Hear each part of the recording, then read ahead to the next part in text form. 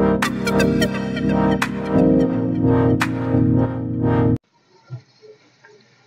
everyone, তোমালোকৰ কাৰণে মই এটা ইম্পৰ্টেন্ট ইনফৰমেশন লৈ আনিছো।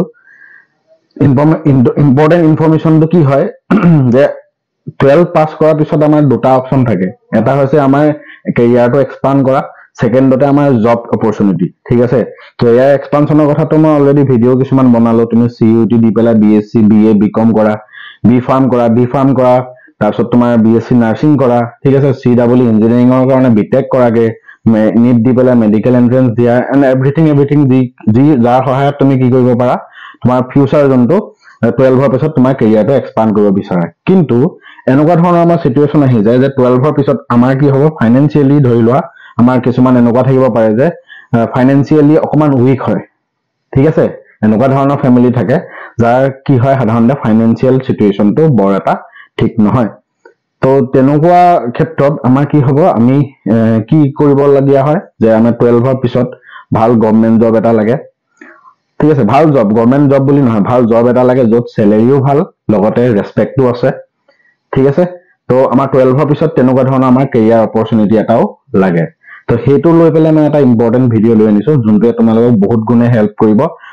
মই তোমালোকৰ কাৰণে এটা ভাল খবৰ এটাও লৈ আনিছো। তোমালোকে সেই ভিডিওটো চালেই গম পাই যাবা কি খবৰ। ঠিক আছে, মই বেছি দেৰি নকৰি পেলাই আমি জব অপৰচুনিটি কেইটা চাও। 12 ৰ পিছত তোমালোকে মাষ্ট বি, যাৰ তুমি ভাবিছা, যিসকলে ভাবিছা যে মই 12 ৰ পিছত মই ভাল জব এটা লাগে, সেইসকল ষ্টুডেণ্টে বা সেইসকল ল'ৰা ছোৱালীয়ে এই ভিডিওটো ভালকে চাবা। কেতিয়া এপ্লাই হয়, কি পঢ়িব লাগে, সব মই কৈ দিম। তোমালোকে ভিডিওটো চোৱাৰ পিছৰ পৰা যদি সঁচাকে তোমালোকে ভাবিছা যে মোক 12 ৰ পিছত ভাল জব এটা লাগে, তুমি আৰম্ভ কৰি দিবা। ঠিক আছে, মই কেইটামান ইম্পৰ্টেন্ট সাজেশনো দিম।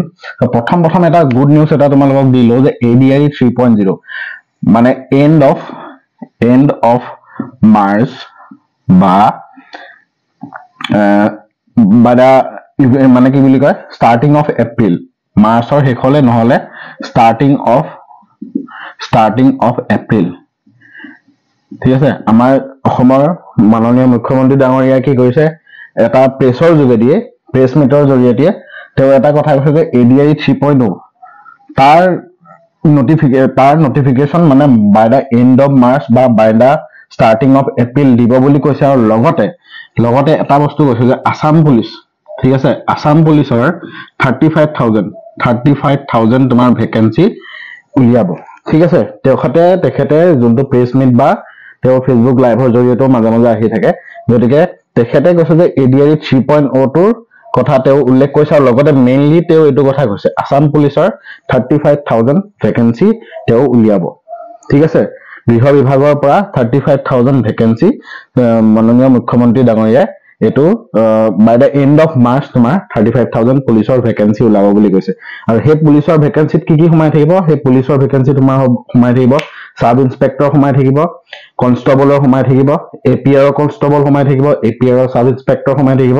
ঠিক আছে, এতিয়া 12 পাস কৰাৰ পিছত তুমি কি এপ্লাই কৰিব পাৰিবা, 12 পাস কৰাৰ পিছত তুমি কি এপ্লাই কৰিব পাৰিবা, 12 পাস কৰাৰ পিছত তুমি আসাম পুলিচৰ যোনটো কনষ্টেবল,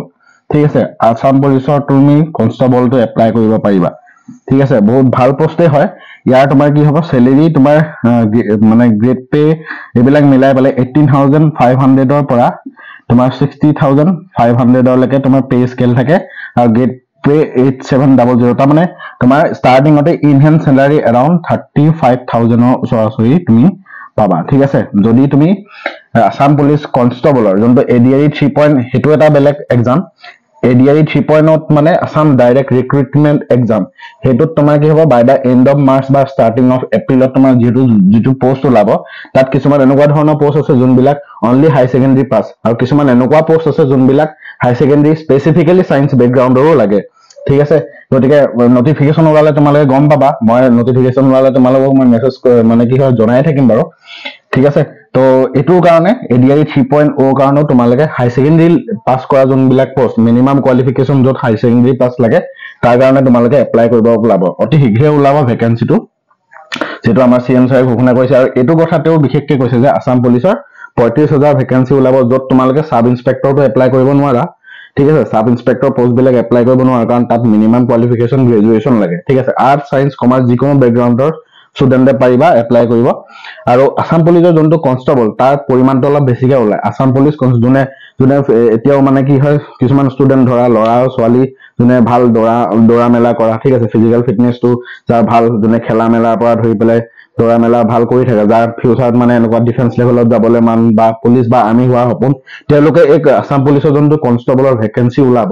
35,000 ভিতৰত তোমাৰ কনষ্টেবলৰ পৰিমাণটো অলপ বেছিকে ওলায় তেওঁলোকে সেইটো এপ্লাই কৰিব পাৰা ঠিক আছে কামাণ্ডো পোষ্টও ওলায় আসাম পুলিচ কামাণ্ডো নতুন এটা বেটেলিয়ন তেওঁলোকে ষ্টাৰ্ট কৰিছে তো সেই বেটেলিয়নত কনষ্টেবল মানে কি বুলি কয় কামাণ্ডো বেটেলিয়নত তোমালোকে যাব পাৰা ঠিক আছে তাৰ চেলেৰি মই পেকেজটো দেখাই দিলো মানে তোমাৰ ইমান মই ডিটেইলছত নযাওঁ ইন হেণ্ড মানে তুমি ষ্টাৰ্টিং চেলেৰি এৰাউণ্ড 35,000 পাবা অসমৰ কথা কৈছো স্পেচিফিকেলি মই অসমৰ কথা কৈছো যে বাই দ্য এণ্ড অফ মাৰ্চ বা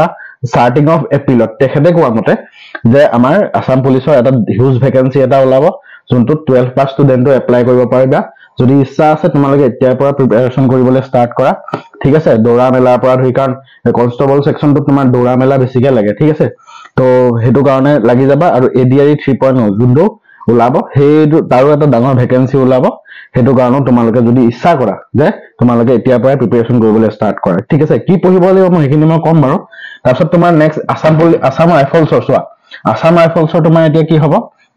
এপ্লাই হৈ আছে আসাম পুলিচ মানে আসাম ৰাইফলছৰ 215টা ভেকেঞ্চি আছে এতিয়ালৈকে 215টা ভেকেঞ্চি ওলাইছে এইবাৰ আৰু তোমাৰ এপ্লাই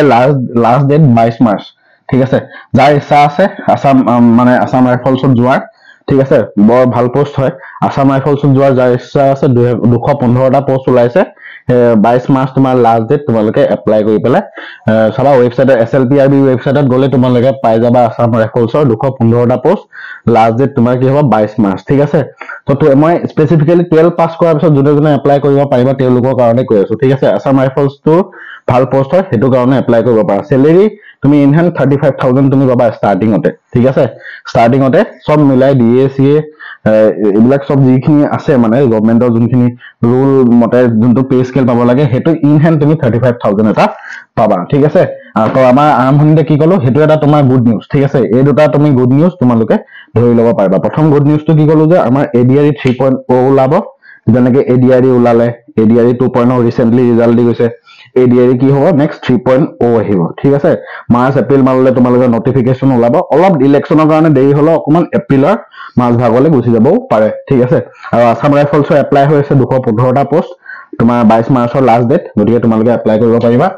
নেক্সট বহুত ইম্পৰ্টেন্ট এটো দিল্লী পুলিচৰ কনষ্টেবলৰ জবটো কৰিব পাৰিবা বহুত ভাল পোষ্ট হয় বহুত ভেকেন্সি ওলায় দিল্লী পুলিচৰ কনষ্টেবলৰ ভেকেন্সি বহুত ওলায় ঠিক আছে 3000 4000 1500 2000 তেনেকা ওলায় তো এইটো কাৰণে কি হ'ব 12 কোৱালিফাইড হ'ব লাগিব যিখিনি আসাম পুলিচৰ কনষ্টেবলৰ কাৰণে এপ্লিকেবল হয় সেইখিনি ইয়াৰ কাৰণে এপ্লিকেবল হয় খালি অকমান ৰিটেন এক্সামটো অকমান কি হয় ষ্টেণ্ডাৰ্ড হয় ঠিক আছে ৰিটেন এক্সামটো অলপ ক্ৰিটিকেল হয় গতিকে ইয়াৰ কিন্তু চেলেৰি পেকেজটো ভাল তুমি ইন হেণ্ড তুমি সোমায় 40,000 মান পাবাই কাৰণ অকমান চেন্ট্ৰেলৰ পে স্কেলটো অলপ বেলেগ ধৰণৰ হয় ঠিক আছে আৰু এবাৰ পৰা 8 পে কমিশন লাগিব সো 8 পে কমিশনত তোমাৰ গ্ৰেড 4 ৰ দৰমহাই তোমাৰ 40,000 ওচৰা-ওচৰি হ'বগে গতিকে গ্ৰেড 3 লেভেলৰ দৰমহাটো আৰু বাঢ়িব ঠিক আছে তো দিল্লী পুলিচ কনষ্টেবলৰ কাৰণে তুমি এপ্লাই কৰিব পাৰা প্ৰতি মানে তোমাৰ অক্টোবৰ মানে পূজাৰ ওচৰৰ পাজৰে অক্টোবৰ মানলৈ তোমাৰ দিল্লী পুলিচ কনষ্টেবলৰ ৰিক্ৰুটমেন্ট বিলাক ওলাই থাকে ঠিক আছে এইটো কাৰণে তোমালোকে এপ্লাই কৰিব পাৰা দিল্লী পুলিচ তোমালোকে চাবাই দি থাকে মই ইনফৰমেশন পালে তোমালোকক মই জনাই থাকিম ঠিক আছে তোমালোকে চিন্তা কৰিব নালাগে খালি তোমালোকক অকমান ইন্টাৰনেটটো চেক কৰি থাকিবা ৱেবছাইটছ বিলাক গৈ পেলাই দিল্লী পুলিচ কনষ্টেবলৰ তোমাৰ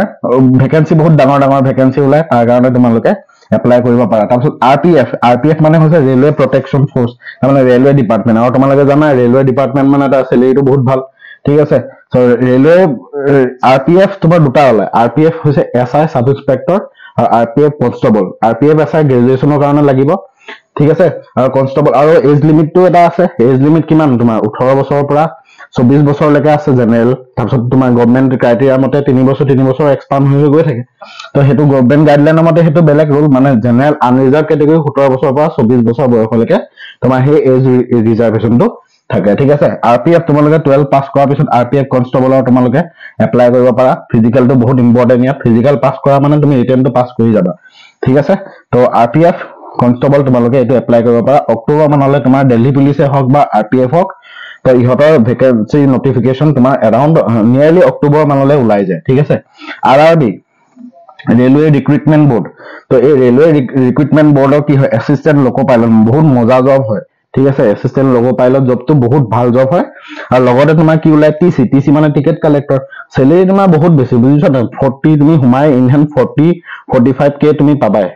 হুমাই 40-45,000 টকা তুমি দৰমহা পাবা ভাল স্যালাৰি হয় পোষ্টটো ভাল হয় 12 পাস কৰাৰ পিছত অকমান কষ্ট কৰি পেলাই অকমান পঢ়ি লৈ পেলাই কি পঢ়িব লাগে মই কম বাৰু অকমান পঢ়ি ললে তুমি কি হ'ব অলপ যদি কষ্ট কৰা তেতিয়া 2-3-4 মাহ যদি কষ্ট কৰি দিয়া তুমি আৰামত তোমাৰ ধুনীয়া স্যালাৰি জব এটা তুমি পাইবা আৰু ৰেসপেক্টেড জবো হয় বহুত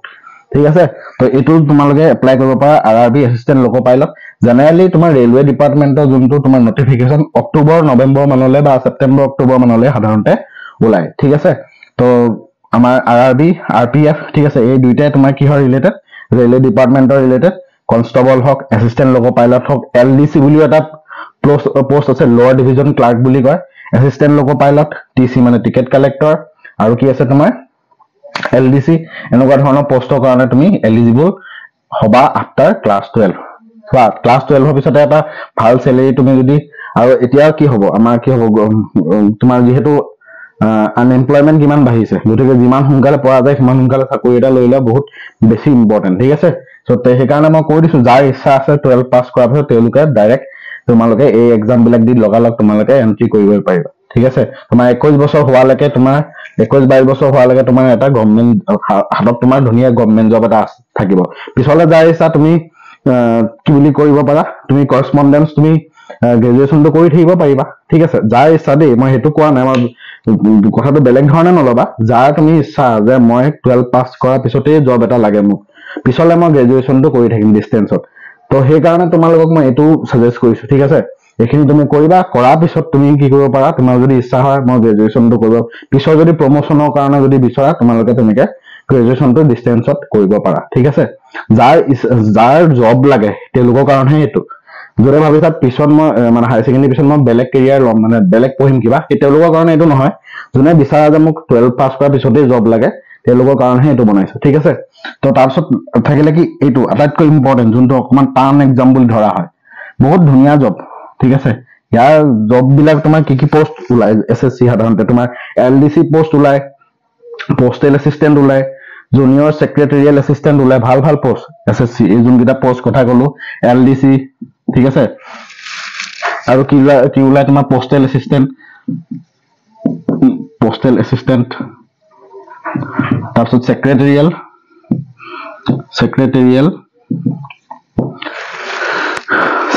এসিস্ট্যান্ট ওলাই ঠিক আছে তোমাৰ যেতিয়া তোমাৰ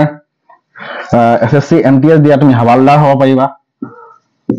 ঠিক আছে হাৱালদাৰ গ্ৰেড 3 লেভেলৰ পোষ্টে হয় তো এইগিটা পোষ্টৰ কাৰণে তুমি এলিজিবল হবা যেতিয়া SSC CHSL বা SSC MTS দিয়া হুমায়ে বহুত ধুনীয়া স্যালাৰি পায় 40,000 ৰ ওচৰা-ওচৰি স্যালাৰি এটা পায় গতিকে হুমায়ে যদি ইনহেন তুমি কম বয়সতে হুমায়ে যদি ইনহেন 12 পাস কৰাৰ পিছতে অলপ যদি কষ্ট কৰি দিয়া 2-3 মাহ মান যদি পঢ়ি দিয়া ভালকে যদি তোমাৰ সেই 2-3 মাহ কষ্ট কৰাৰ লগে লগে যদি তুমি ভাল ইনহেন এটা ভাল ৰেপুটেড জব এটা যদি পোৱা তাতকে কি লাগে গতিকে এইখিনি মই কথা কলো আৰু পঢ়িব কি লাগিব পঢ়িবৰ কাৰণে এই গোটেইকিটা পৰীক্ষাৰ কাৰণে সিলেবাস এটাই পোষ্ট এইবিলাক তোমাৰ কেতিয়া ওলাব নটিফিকেশনস বিলাক মই কলোৱে ঠিক আছে SSC নটিফিকেশন জেনাৰেলি তোমাৰ জুন মে জুনৰ ভিতৰত ওলাই যাব SSC নটিফিকেশন আৰু SSC এখন ক্যালেন্ডাৰ আছে তোমালোকে SSC ওয়েবসাইটত গলে তোমালোকে এই ক্যালেন্ডাৰখন ডাউনলোড কৰি ল'ব পাৰিবা SSC ক্যালেন্ডাৰ মানে কোনটো মাহত কোনটো এক্সাম পাতিব CHSL কেতিয়া পাতিব MTS কেতিয়া পাতিব CGL কেতিয়া পাতিব সব তোমাৰ ক্যালেন্ডাৰত ডেট ওয়াইজ লিখা থাকে তোমালোকে এইখন ডাউনলোড কৰি ল'ব পাৰিবা আৰু জেনাৰেলি SSC CHSL বা SSC MTS ৰ যোনবিলাক জব ভ্যাকেন্সি ওলাই মে জুন জুলাইৰ ভিতৰতে ওলাই ঠিক আছে তো হেতু মই কৈ দিলো কেতিয়া ওলাই হেখিনি কৈ দিলো আৰু ৰিসেন্টলি তোমাৰ আসাম ৰাইফলছৰ হেতু এপ্লাই হৈ আছে তোমালোকে হেতু কৰিব পাৰা ঠিক আছে সো এইগিটা হৈছে বেসিক গভৰ্ণমেন্ট জব যোনগিটা তুমি 12 পাস কৰাৰ পিছত এপ্লাই যদি কৰা বা সিলেক্ট যদি হোৱা তেতিয়া হলে তুমি এটা ভাল স্যালাৰি পোৱাৰ লগতেও তুমি এটা ৰেসপেক্ট এটাও পাবা সোসাইটিত ঠিক আছে SSC ক্ৰেক কৰি এক্সাম দিয়া আসাম ৰাইফলছত যোৱা ঠিক আছে ৰেলৱে গভৰ্ণমেন্ট এতিয়া শুনিয়ে ভাল লাগে না কোন ডিপাৰ্টমেন্টত কৰে যে ৰেলৱে ডিপাৰ্টমেন্টত যিয়ে নকক লাগে ৰেলৱে ডিপাৰ্টমেন্টত তোমাৰ কি হ'ব যি সৰু চাকৰি এটাও তোমাৰ কি হ'ব বহুত দৰমহা থাকে ঠিক আছে 12 পাস কৰাৰ পিছত এভেইলেবল আছে জব গতিকে তোমালোকে যদি ইচ্ছা কৰিব পাৰা ঠিক আছে পঢ়িব কি লাগিব আটাইতকৈ ইম্পৰ্টেন্ট বস্তু হৈছে ইংলিশ ঠিক আছে জেনাৰেল ইংলিছ যোনটো এতিয়া বহুত হাইফাই ইংলিছ লাগিব নেকি নালাগে হাইফাই ইংলিছ নালাগে তুমি ক্লাছ 10 ষ্টেণ্ডাৰ্ড ইংলিছ পঢ়িলেই হ'ল ঠিক আছে 10 ষ্টেণ্ডাৰ্ড ইংলিছ পঢ়িবা কোৱান্টিটেটিভ এপ্টিটিউড তাৰমানে কোৱান্টিটেটিভ এপ্টিটিউডত কি হ'ব আমাৰ ডে টু ডে লাইফৰ যোনবিলাক অংক থাকে ইয়াৰ কোনটো লেভেলত 10th ষ্টেণ্ডাৰ্ডে থাকিব 10 ষ্টেণ্ডাৰ্ড ইয়াৰ কাৰণে মই এখন বুক সাজেষ্ট কৰিছো RS আগৰৱালা ঠিক আছে RS আগৰৱালা কোৱান্টিটেটিভ এপ্টিটিউড বুলি এখন কিতাপ আছে তোমালোকে Amazon চোৱা বা Flipkartত চোৱা পায়ে যাবা ঠিক আছে 10th ষ্টেণ্ডাৰ্ডৰ মেথমেটিক্স আছে তোমাৰ ধৰি লোৱা কেনেকে time and work both upstream downstream question ঠিক আছে mixture problem distance velocity time এবিলাকৰ মেজাৰ কি মেনসুৰেশন এনেকুৱা ধৰণৰ ৰেশিও পাৰ্সেন্টেজ ডেসিমেল এবিলাকে সিম্পলিফিকেশন এবিলাক কোৱেশ্যনে আহে তোমাৰ ক্লাস 9 10 ষ্টেণ্ডাৰ্ডৰ আহে কোৱান্টিটেটিভ এপ্টিটিউড অকমান খালি হাতৰ স্পীডটো লাগিব ইংলিশ সেকশনটো ক্লাস 10 ষ্টেণ্ডাৰ্ডৰ কোৱান্টিটেটিভ এপ্টিটিউড RS আগৰৱালা বুকখন ভাল ঠিক আছে আৰু এটা আছে ৰিজনিং এটো তোমাৰ ৰিজনিংৰ কাৰণে তোমাৰ এই RS আগৰৱালা কিতাপখনে লবা ভাল কিতাপ হয় verbal and non verbal reasoning বুলি কিতাপখনৰ নাম verbal and non verbal reasoning এটো 10 ষ্টেণ্ডাৰ্ডৰ হয় ঠিক আছে আৰু লগতে তোমাৰ কি হ'ব কাৰেন্ট এফেয়াৰ্স তো যিকোনো এক্সামৰ কাৰণে আজিকালি কাৰেন্ট এফেয়াৰ্স তো হৈছে আটাইতকৈ হট টপিক হয় বহুত ইম্পৰ্টেন্ট টপিক হিচাপে ধৰা হয় কাৰেন্ট এফেয়াৰ্সতে তোমাৰ ভাগ্যটো থাকিব তোমাৰ চাকৰিটো কনফাৰ্ম হয় নে নহয় হেতু তোমাৰ ডিপেন্ড কৰিব কাৰেন্ট এফেয়াৰ্স কাৰণ আজি দিনত যিকোনো এক্সামে তুমি যাতে মানে জিও এক্সাম নিদিয়া লাগে তুমি কাৰেন্ট এফেয়াৰ্স জানিবই লাগিব তোমাৰ ডে টু ডে লাইফত কি হৈ আছে তোমাৰ চাৰিওফালে কি হৈ আছে কোনখন কান্ট্ৰি কাৰ লগত কোনখন এতিয়া ভাৰতে কাৰ লগত কেনেকুৱা ধৰণৰ চুক্তি কৰিছে ঠিক আছে ইণ্ডিয়াৰ পৰা কি বস্তু এক্সপোৰ্ট হৈছে ইণ্ডিয়ালৈ কি বস্তু ইম্পোৰ্ট হৈছে কোনটো বস্তুৱে জিএ টেগ পাইছে বৰ্তমান তোমাৰ